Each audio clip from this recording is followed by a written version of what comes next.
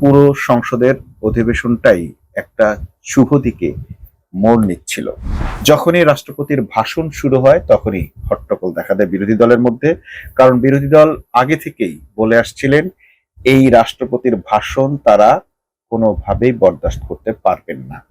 যে রাষ্ট্রপতি জুলাইয়ের গণহত্যাকারীদের একজন, তার রাষ্ট্রপতির ভাষণ এই মহান সংসদে দেওয়ার মধ্য দিয়ে এই মহান সংসদের যাত্রা কোনোভাবেই শুভ হতে পারে না। কিন্তু ডাক্তার শফিকুর রহমানকে বা বিরোধী দলকে বা জনগণকে সম্পূর্ণ হতাশ করে তারেক রহমান, বিএনপি সরকার এই রাষ্ট্রপতির ভাষণ দেওয়াটা থেকে বিরত থাকলেন না। এই রাষ্ট্রপতির লিখিত ভাষণে আমরা দেখলাম জুলাইয়ের ব্যাপারে এমন এমন সব বক্তব্য দেওয়া হয়েছে, এমন এমন সম্মানজনক কথা বলা হয়েছে এবং শেখ হাসিনার সরকারকে, বিগত সরকারকে ফ্যাসিস্ট এতবার বলা হয়েছে, যে কথাগুলো তারেক রহমান কিংবা বিরোধী দলের বক্তব্যে এতবার ফ্যাসিস্ট বলে উল্লেখ করা হয়। বিরোধী দলকে কতটা অ্যাকনোলেজ করছেন সরকারি দল, তাদের দাবি দেওয়ার প্রতি কতটা শ্রদ্ধাশীল থাকছেন এবং জুলাই সনদের প্রতি কতটা শ্রদ্ধাশীল থাকছে এই সরকার।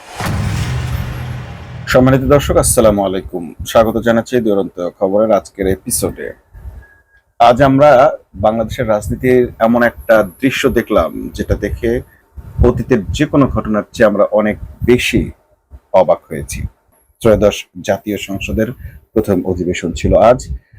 বিরোধী দলের সকল সদস্য, সরকারি দলের প্রায় অলমোস্ট সকল সদস্য উপস্থিত ছিলেন। মির্জা আব্বাস উদ্দিন ওরফে মির্জা আব্বাস, তিনি উপস্থিত ছিলেন, অসুস্থতার কারণে হাসপাতালে আছেন। তো এত প্রাণবন্ত, এত উপস্থিতির সংসদ দেখে আমাদের সত্যি খুব ভালো লেগেছে, অবাক লেগেছে। তার চেয়ে বড় ভালো লাগা ছিল এক একটা প্রস্তাবনা উত্থাপন হচ্ছে এবং তার পক্ষে কোনো না ভোট নেই, সব হ্যাঁ, এবং বিরোধী দল মেনেও নিচ্ছিলেন। এমনকি সংসদের সভাপতি হিসেবে যাকে উপস্থাপন করা হলো তাকেও অত্যন্ত সম্মানের সঙ্গে অ্যাড্রেসিং করে মেনে নিয়েছেন বিরোধী দলের উপনেতা ডাক্তার আব্দুল্লাহ মোহাম্মদ তাহের। খুবই প্রাঞ্জল ছিল তাদের কথাবার্তা, অত্যন্ত সুন্দর মাধুর্যপূর্ণ বক্তব্য দিয়েছেন প্রধান বিরোধী দলীয় নেতা ডাক্তার শফিকুর রহমান। জুলাই নিয়ে অনেক সুন্দর কথা বলেছেন ফ্যানি চৌধুরী, লক্ষ্মীপুরের সংসদ সদস্য বিএনপির, এবং আরো যারা কথা বলেছেন। মোটামুটি প্রত্যেকের কথাই ছিল এই দেশের মানুষের জন্য, এই দেশের মানুষের কল্যাণের জন্য এবং জুলাইকে অবলম্বন করে, জুলাই স্মৃতিকে, জুলাইয়ের আন্দোলনকে, জুলাইয়ের অভ্যুত্থানকে ধারণ করে। মোটামুটি পুরো সংসদের অধিবেশনটাই একটা শুভ দিকে মোড় নিচ্ছিল। বেশ কয়েকটি সংসদীয় কমিটি গঠন করা হয়েছে, যে কমিটিগুলোতে বিরোধী দলের ডাক্তার শফিকুর রহমান রয়েছেন, ডাক্তার আব্দুল্লাহ মোহাম্মদ তাহের আছেন, কোনোটাতে নুর ইসলাম বুলবুল সাহেব আছেন, কোনোটাতে নাহিদ ইসলাম আছেন, হাসনাত আব্দুল্লাহ, এরকম বিরোধী দলের অনেকেরই সেই কমিটিগুলোতে, জনাব রফিকুল ইসলাম খান ছিলেন সিরাজগঞ্জ আসনের। তো এইরকম বিরোধী দল থেকেও তাদেরকে মোটামুটি রাখা হয়েছে, অর্থাৎ সংসদটাকে সকলের জন্য করে তোলার মতো করে সব ধরনের ব্যবস্থাই সেখানে রাখা হয়েছিল। কিন্তু শেষটা হলো বিপত্তি। সে বিপত্তিটা কি? রাষ্ট্রপতির ভাষণের সময় যখনই রাষ্ট্রপতির ভাষণ শুরু হয় তখনই হট্টগোল দেখা দেয় বিরোধী দলের মধ্যে। কারণ বিরোধী দল আগে থেকেই বলে আসছিলেন এই রাষ্ট্রপতির ভাষণ তারা কোনোভাবেই বরদাস্ত করতে পারবেন না। যে রাষ্ট্রপতি জুলাইয়ের গণহত্যাকারীদের একজন, তার রাষ্ট্রপতির ভাষণ এই মহান সংসদে দেওয়ার মধ্য দিয়ে এই মহান সংসদের যাত্রা কোনোভাবেই শুভ হতে পারে না। বিরোধী দল আশা করেছিলেন শেষ পর্যন্ত হলেও হয়তো বিরোধী দলের এই দাবি মেনে নেবে বর্তমান নতুন সরকার, নতুন প্রধানমন্ত্রী। কিন্তু খুবই অবাক করার ব্যাপার হচ্ছে যে বিরোধী দলের অনেক দাবি মেনে নিচ্ছে, বিরোধী দলের সঙ্গে অনেকভাবেই অ্যাডজাস্ট করে চলছে যে সরকার, সেই সরকার আবার এই ফ্যাসিবাদের দোসরদের ক্ষেত্রে এতটা আগ্রহী বা অতি আগ্রহী কেন হয়ে উঠছে, এই বিষয়টাই আসলে সবচেয়ে বেশি এখন ধাঁধার বিষয়। রাষ্ট্রপতি চুপ্পুকে ছাড়া কি আর কোনো পথ ছিল না বিএনপির জন্য? রাষ্ট্রপতি চুপ্পুর মধ্যে এমন কি পাওয়া গেছে যে কারণে বিএনপি বিরোধী দলকে প্রথম দিনেই এতটা হতাশ করলেন? দর্শক, আজকে অনেকের বক্তব্যই শোনার মতো ছিল, মুগ্ধ হয়ে অনুধাবন করার মতো ছিল। মাননীয় প্রধানমন্ত্রী যে বক্তব্য দিয়েছেন, মাননীয় প্রধান বিরোধী দলের নেতা যে বক্তব্য দিয়েছেন, স্পিকার যে কথা বলেছেন এবং অন্যান্য যারাই কথা বলেছেন, মোটামুটি কথাগুলোকে বুকে ধারণ করার মতোই কথা বলেছেন। সকলকে সাথে নিয়ে দেশ গড়ার কথা বলেছেন। জুলাইয়ের যারা জীবন দিয়েছে, তাদের যারা জীবন দিয়েছেন, শহীদদের জন্য ভাতা, শহীদের পরিবারের জন্য ভাতা, যারা আহত হয়েছেন তাদের চিকিৎসা ব্যবস্থা, জুলাইয়ের স্মৃতি সংরক্ষণ, এভরিথিং মোটামুটি এমন ভাবে সাজানো হয়েছিল যে এগুলো মানুষকে আশাবাদী করেছিল।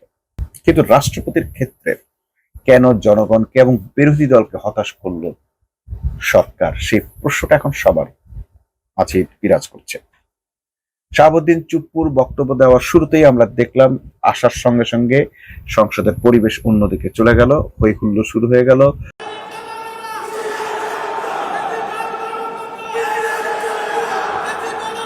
প্রিন্ট এবং ইলেকট্রনিক মিডিয়ার সম্মানিত সাংবাদিক বৃন্দ,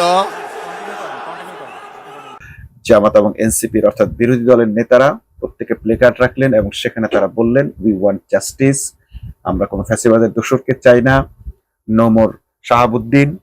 তাদের আগের তৈরি করা সে প্লেকার্ড তারা প্রদর্শন করলেন। শাহাবুদ্দিন চুপ্পুর বক্তব্য শুরু হওয়ার পরও তিনি কথা বলতে পারছিলেন না, কারণ হট্টগোল তখনও চলছিল, চিৎকার চেঁচামেচি চলছিল। অবশেষে আমরা দেখলাম হাসনাত আব্দুল্লাহ এবং নাহিদ ইসলাম অত্যন্ত জোরালো ভূমিকার মধ্য দিয়ে ওয়াকআউটের পজিশনে চলে গেলেন এবং জামাত আমিরও ওয়াকআউট করলেন। যখন সাংবাদিকদের মাঝে তারা গিয়ে পৌঁছলেন, সাংবাদিকরা যখন তাদেরকে ঘিরে ধরলো ওয়াকআউটের পর, তখন সাংবাদিকরা তাদেরকে প্রশ্ন করলেন। প্রথমে প্রশ্ন করলেন ডাক্তার শফিকুর রহমান, মাননীয় বিরোধী দলীয় নেতাকে, জামাতের আমিরকে, যে জামাতের আমির আপনি বলেন যে কেন আপনারা ওয়াকআউট করলেন। জামাত আমির তখন কোনো প্রশ্নের উত্তর দিলেন না। তিনি চাইলেন সতীর্থ নাহিদ ইসলাম তার পাশে এসে দাঁড়ান, তাকে খুঁজে বের করলেন, তার জন্য অপেক্ষা করলেন, ধৈর্যের সঙ্গে অপেক্ষা করলেন। মিডিয়া পেয়েই হড়বড় করে তিনি কোনো কথা বলে ফেললেন না। আমির ডক্টর শফিকুর রহমান তিনি রয়েছেন এখানে এবং তার সঙ্গে আমরা সরাসরি কথা বলবো, আসলে কি কারণে তারা সংসদ থেকে ওয়াকআউট করে বের হয়েছেন সেসব বিষয়ে আমরা জানবো। দর্শক,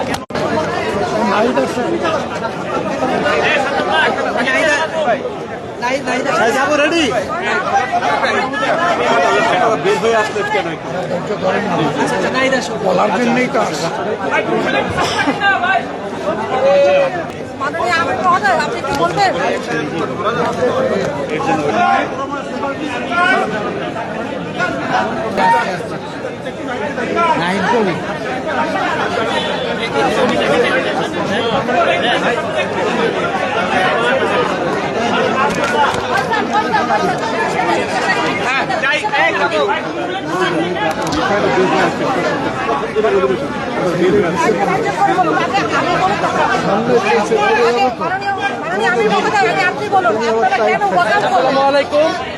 প্রিয় সাংবাদিক ভাই বোনেরা এবং প্রিয় দেশবাসী, আপনারা জানেন আজকে জাতীয় সংসদের প্রথম অধিবেশন ছিল। সেই প্রথম অধিবেশন উপলক্ষে সরকারি দল, বিরোধী দল আমরা সকলেই অংশগ্রহণ করেছি জাতীয় সংসদের কার্যক্রমে এবং কার্যক্রমের শুরু থেকে নিয়মতান্ত্রিকভাবে সবগুলা অংশে আমরা অংশগ্রহণ করেছি, আমাদের বক্তব্য রেখেছি। আমরা মাননীয় স্পিকারের কাছে আমরা বলেছিলাম যে ফ্যাসিবাদের দোসর এমন কেউ এই সংসদে বক্তব্য দিতে পারবে না, কারণ এই সংসদটা হচ্ছে ফ্যাসিবাদ মুক্ত সংসদ। হাজারো মানুষের রক্তের উপর দিয়ে, আত্মত্যাগের মধ্যে দিয়ে এইখানে আমরা এই সংসদ পেয়েছি। সরকারি দল বলেন, বিরোধী দল বলেন, যারা এখানে নির্বাচিত হয়েছেন তারা নির্বাচিত হতে পেরেছেন জুলাই গণ অভ্যুত্থানের শহীদদের আত্মত্যাগের মাধ্যমে এবং ফ্যাসিবাদকে বিতাড়িত করার মাধ্যমে। ফলে ফ্যাসিস্টের সাথে জড়িত এমন কেউ এই পার্লামেন্টে বক্তব্য দিতে পারবেন না। কারণ যখন রাষ্ট্রপতি, ফ্যাসিস্ট দোসর রাষ্ট্রপতি যখন বক্তব্য দিতে এসেছেন, আমরা স্পিকারের কাছে বারবার আহ্বান করেছিলাম আমাদের এই বিষয়ে বক্তব্য রয়েছে, সেই বক্তব্য বিরোধী দলীয় নেতা উনি উপস্থাপন করবেন, কিন্তু সেই সময়টা আমাদেরকে দেওয়া হয়নি, আমাদেরকে কোনো ফ্লোর দেওয়া হয়নি। এর প্রতিবাদ স্বরূপ আমরা আমাদের প্রতিবাদ জানিয়ে সেখান থেকে ওয়াকআউট করেছেন। এই বিষয়ে এখন বিস্তারিত বক্তব্য দিবেন বাংলাদেশ জাতীয় সংসদের বিরোধী দলীয় নেতা এবং জামাত ইসলামের সম্মানিত আমির ডক্টর শফিকুর রহমান। আসসালামু আলাইকুম। সাংবাদিক ভাই ও বোনেরা, আপনারা দীর্ঘ প্রতীক্ষায় ছিলেন, সারা জাতি প্রতীক্ষায় আছে। বহু প্রত্যাশার একটা নির্বাচন হয়েছে। নির্বাচনের ফলাফল নিয়ে আজকে আমরা কোনো কথা বলবো না, কিন্তু আমরা বুক ভরা আশা নিয়ে এই সংসদে এসেছি যে এই সংসদ জুলাই শহীদদের রক্তের উপর দাঁড়িয়ে আছে।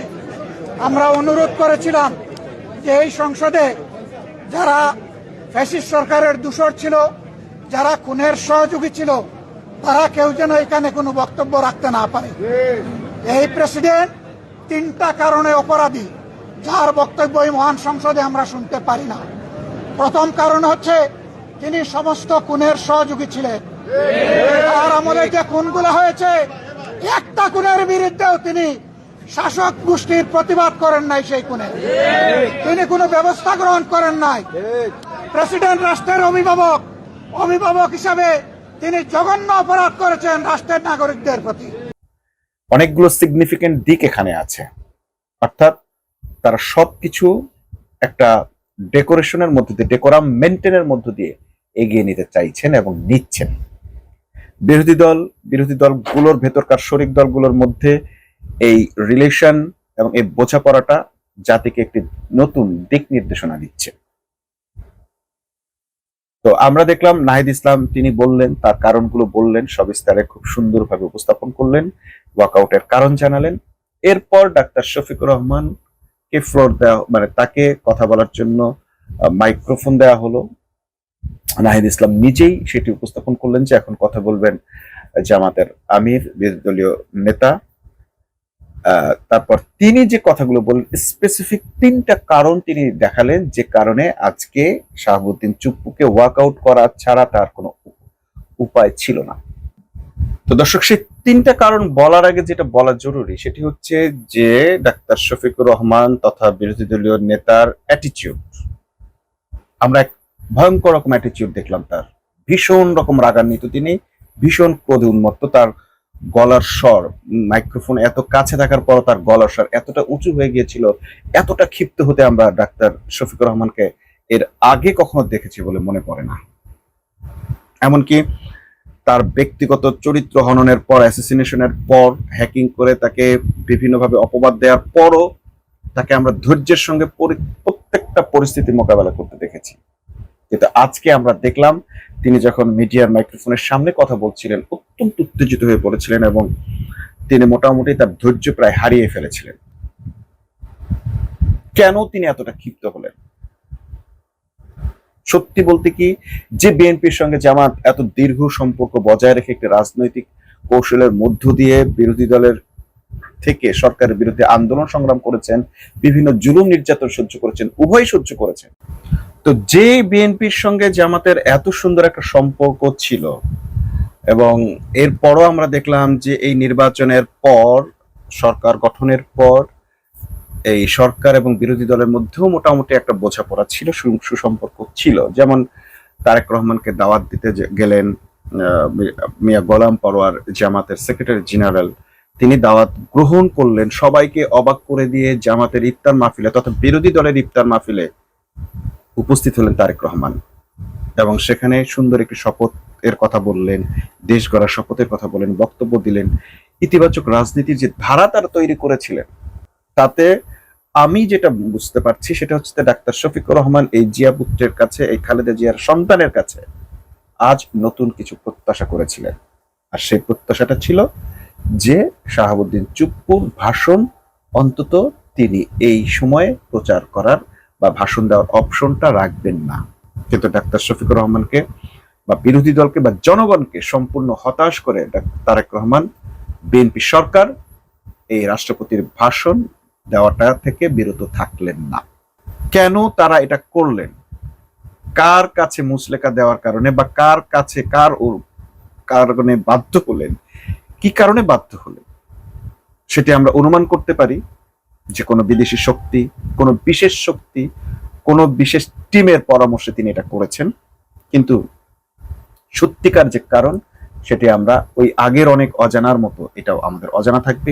যে কারণে তারেক রহমান বলেছিলেন যে বাংলাদেশে ফিরে যাওয়াটা আমার একার সিদ্ধান্তের বিষয় নয়। ঠিক এখানে তারেক রহমানের একার সিদ্ধান্তের বা তারেক রহমানের দলের কোনো সিদ্ধান্তের ব্যাপার ছিল না। তো ডাক্তার শফিকুর রহমান ভীষণ ক্ষিপ্ত এবং অত্যন্ত উত্তেজিত ভাষায় তিনি বললেন 3টা কারণে রাষ্ট্রপতির ভাষণকে তারা বয়কট করেছে এবং তারা সংসদ থেকে রাগান্বিত হয়ে ওয়াকআউট করেছে। সেই 3টা কারণ কি? প্রথম কারণটা হচ্ছে এই রাষ্ট্রপতিকে ডাক্তার শফিকুর রহমান তথা বিরোধী দল খুনির দোষর হিসেবে বিবেচনা করেছে।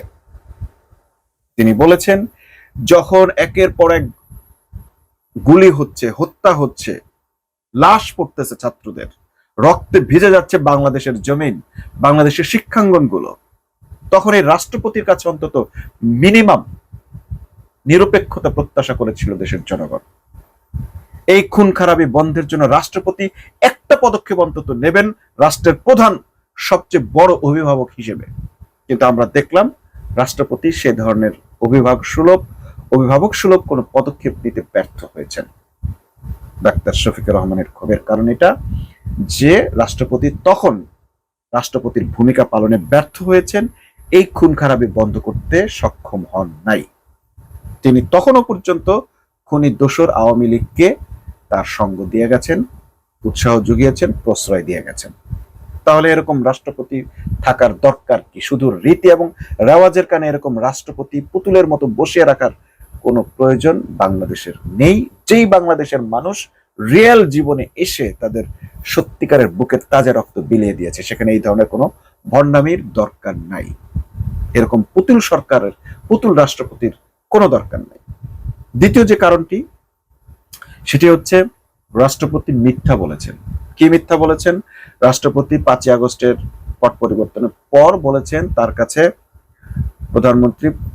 পলাতক প্রধানমন্ত্রী ফ্যাসিস্ট শেখ হাসিনা পদত্যাগপত্র জমা দিয়েছেন, পদত্যাগপত্র জমা দিয়েছেন। কিন্তু পরবর্তীতে আমরা দেখলাম নতুন নির্বাচনের পর, ত্রয়োদশ জাতীয় নির্বাচনের পর একটি সংবাদ মাধ্যমকে দেয়া সাক্ষাৎকারে তিনি বলছেন যে তার কাছে কোনো পদত্যাগপত্র আসেনি এবং সেই ব্যাপারটা নিয়ে তিনি আর কোনো কথাও বলতে চাইছেন না। ওই সময় তিনি আরো অনেক ধরনের গোপনীয়তা বলেছেন। ডক্টর ইউনূস তাকে সহযোগিতা করেনি, তিনি কোথাও যেতে পারেননি, আরো বেশ কিছু মিথ্যা তথ্য তিনি সেখানে দিয়েছেন এবং এমন কিছু তথ্য যেটা তার তথ্য নিরাপত্তা বা বাংলাদেশের নিরাপত্তা আইনে যে তথ্যগুলো গোপন রাখা বা গোপন করা তার উচিত ছিল এবং প্রকাশ করাটা তার জন্য বৈধ নয়, উচিত নয়, সেরকম কিছু তথ্য তিনি প্রকাশ করে তার নিরপেক্ষতা ভঙ্গ করেছেন। তার সব মিথ্যা বলে তার নৈতিকভাবে তার রাষ্ট্রপতি হিসেবে থাকার যোগ্যতা হারিয়েছেন এবং নিরপেক্ষতা হারিয়েছেন। এটি ছিল 2 নম্বর। 3 নম্বর হচ্ছে এই রাষ্ট্রপতি যেভাবেই হোক এখনো পর্যন্ত যেহেতু রাষ্ট্রপতি হিসেবে আছেন, সর্বশেষ তার যে দায়িত্বটি ছিল সে কাজটিও তিনি করতে ব্যর্থ হয়েছেন। সেটি ছিল কি? সংবিধান সংস্কার পরিষদের, অর্থাৎ যে 2টা শপথ সংসদ সদস্যরা নিয়েছেন, বিশেষ করে বিরোধী দলের সংসদ সদস্যরা যে 2টা শপথ গ্রহণ করেছিলেন একই সঙ্গে, সেই সংবিধান সংস্কার পরিষদের বৈঠক 30 দিনের মধ্যে ডাকার কথা ছিল, যেটি এই রাষ্ট্রপতি ডাকার কথা ছিল, কিন্তু সেটি তিনি করেননি। তাহলে এইরকম রাষ্ট্রপতি ভবিষ্যতেও যে কোনো ধরনের রক্তক্ষয়ী সংঘর্ষকে অনুমতি দিতে বাধ্য থাকিবেন। এইরকম যার কোনো নিজস্ব অস্তিত্ব নেই, ভাষা নেই, বক্তব্য নেই বা যার কোনো নিজস্ব ক্ষমতা নেই, এমন অক্ষম কিংবা এরকম দোসর কোনো ব্যক্তির ভাষণ শুনে এই মহান সংসদের প্রতি মিনিটের যেটা অনেক মূল্যবান একটি সময়, সেই সময় নষ্ট করার কোনো অর্থ নেই। এই 3 কারণে ডাক্তার শফিকুর রহমান তথা বিরোধী দল আজ প্রথম অধিবেশন ওয়াকআউট করেছেন এবং অত্যন্ত উত্তেজিত হয়ে পড়েছেন তারা। অর্থাৎ আমরা যেটা ভেবেছিলাম যে মোটামুটি দায়সারা গোছের বা মোটামুটি সংবেদনশীল বা যেটাকে বলে বিরোধী দল হলেও খুব বেশি কুসুম কুসুম বিরোধিতা হবে, আসলে সেটি হতে যাচ্ছে না। আজ প্রথম দিনেই আমরা দেখলাম বিরোধী দলের প্রধান বিরোধী দলীয় নেতা অত্যন্ত উত্তেজিত ভাষায়, উত্তেজিত অবস্থায়, তিনি প্রায় আউট অফ কন্ট্রোলের মধ্যে তিনি আজকে তার যে উত্তেজনা শো করেছেন, এতে বোঝা যাচ্ছে এই সংসদে অধিবেশনে উপস্থিত থাকার পরও, সংসদ সদস্য হিসেবে শপথ নেওয়ার পরও, সংসদ সদস্য হিসেবে পারফর্ম করার পাশাপাশি একটি ভয়ঙ্কর বিরোধী দলে মুখ দেখতে যাচ্ছে, বিরোধী দলের চেহারা দেখতে যাচ্ছে বাংলাদেশের মানুষ। এবং সেখানে ডাক্তার শফিকুর রহমান বলেছেন, সরকারের প্রতিটি ভালো কাজে আমরা নিঃশর্ত সমর্থন দেব এবং খারাপ কাজকে আমরা যে কোনো মূল্যে প্রতিহত করার চেষ্টা করব। সরকারকেও তারা এই বার্তা দিয়ে দিয়েছেন। আপনাদের প্রত্যেকটা ভালো কাজে যেটা আমরা দেখলাম যে তাদের প্রস্তাবনাগুলোতে তারা একেবারেই নির্বাক সমর্থন জানিয়ে গেছেন। আবার যেখানে তারা ফল্ট করেছেন, প্রতিবাদ করার জন্য সাথে সাথে তারা ওয়াকআউট করেছেন এবং চিৎকার চেঁচামেচি করে পুরো হাউজের অবস্থা তাদের অনুকূলে নিয়ে নিয়েছেন। খুবই বীরত্বব্যঞ্জক ছিল তাদের আজকের ওয়াকআউট এবং শাহাবুদ্দিনকে প্রত্যাখ্যান করার তাদের যে অ্যাটিটিউড ছিল, এইরকম একটি সুন্দর বিরোধী দল, এইরকম একটি প্রতিবাদী এবং এইরকম একটি রাগান্বিত বিরোধী দলে মানুষ দেখতে চায়, যারা সৎ কাজে সহযোগিতা করবে এবং অন্যায়মূলক কাজে এইরকম তীব্রভাবে প্রতিবাদ জানাবে, কুসুম কুসুম প্রতিবাদ নয়। এখন দেখুন, তারেক রহমান বা সরকারও কিন্তু একটা চমক দেখিয়েছে। সেই চমকটা কি? শাহাবুদ্দিন চুপ্পুর ভাষণ তারা রেওয়াজ অনুযায়ী, রীতি এবং রেওয়াজের কারণে তারা রেখেছেন ঠিকই, কিন্তু শাহাবুদ্দিন চুপ্পু যে বক্তব্য দিয়েছে, সেই বক্তব্যগুলোতে ঠিক যে বক্তব্য দেওয়ার কথা ছিল এই নতুন সরকারের কিংবা বিরোধী দলের কিংবা জনগণের, ঠিক সেই কথাগুলোই শাহাবুদ্দিন চুপ্পুকে দিয়ে এই সরকার বলিয়ে নিয়েছে। এই রাষ্ট্রপতির লিখিত ভাষণে আমরা দেখলাম জুলাইয়ের ব্যাপারে এমন এমন সব বক্তব্য দেওয়া হয়েছে, এমন এমন সম্মানজনক কথা বলা হয়েছে এবং শেখ হাসিনার সরকারকে, বিগত সরকারকে ফ্যাসিস্ট এতবার বলা হয়েছে, যে কথাগুলো তারেক রহমান কিংবা বিরোধী দলের বক্তব্যে এতবার ফ্যাসিস্ট বলে উল্লেখ করা হয়নি। এমনকি তারেক রহমান বা বিএনপি সুকৌশলে এর আগে বিএনপির ব্যাপারে, জিয়াউর রহমানের ব্যাপারে, খালেদা জিয়ার ব্যাপারে এবং বিএনপির 5 বারের দুর্নীতিতে চ্যাম্পিয়ন হওয়ার ব্যাপারে যেসব বক্তব্য, শাহাবুদ্দিন চুপ্পুর অডিও বক্তব্য সোশ্যাল সাইটে এখনো ভাইরাল, সেসব বক্তব্যের অপনোদনও তাকে দিয়ে করিয়েছেন। অর্থাৎ তার ছুড়ে দেওয়া বিষ তাকে দিয়ে গিলিয়েছেন অথবা তার থুতু তাকে দিয়ে চাটিয়েছেন। যে কথা তিনি এর আগে বিএনপিকে বলেছিলেন, সেই কথার মূলোৎপাটন আবার তিনি আজ এই শাহাবুদ্দিন চুপ্পু নিজে করে গেছেন। যাদেরকে তিনি তসনসকারী বলেছিলেন স্বাধীনতার ইতিহাস, তাদেরকে সেই ইতিহাসের মহানায়ক এবং স্বাধীনতার ঘোষক বলতে বাধ্য হয়েছে। জুলাই আন্দোলনকারীদের আত্মত্যাগের প্রতি সহমর্মিতা জানাতে বাধ্য হয়েছেন এবং জুলাই আন্দোলনে সেই হত্যার বিভৎস বর্ণনাও তিনি এখানে দিয়েছেন। জুলাই আন্দোলনকারীদের প্রতি সহমর্মিতা জ্ঞাপন, তাদের আত্মার মাগফিরাত কামনা, তাদের স্বীকৃতি সবকিছু আজ রাষ্ট্রপতির ভাষণে ছিল। এটা হচ্ছে বিএনপির একটি ম্যাজিক। হয়তো এই শাহাবুদ্দিন চুপ্পুকে দিয়ে তার থুতু তাকে দিয়ে চাটানোর একটি প্রতিশোধের গেম খেলেছে বিএনপি।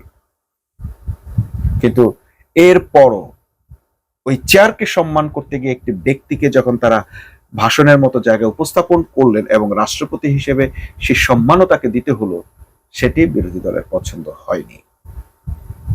আমরা এখন আগামীতে এই প্রত্যাশায় থাকব যে বিরোধী দলকে কতটা অ্যাকনলেজ করছেন সরকারি দল, তাদের দাবি দেওয়ার প্রতি কতটা শ্রদ্ধাশীল থাকছেন এবং জুলাই সনদের প্রতি কতটা শ্রদ্ধাশীল থাকছে এই সরকার।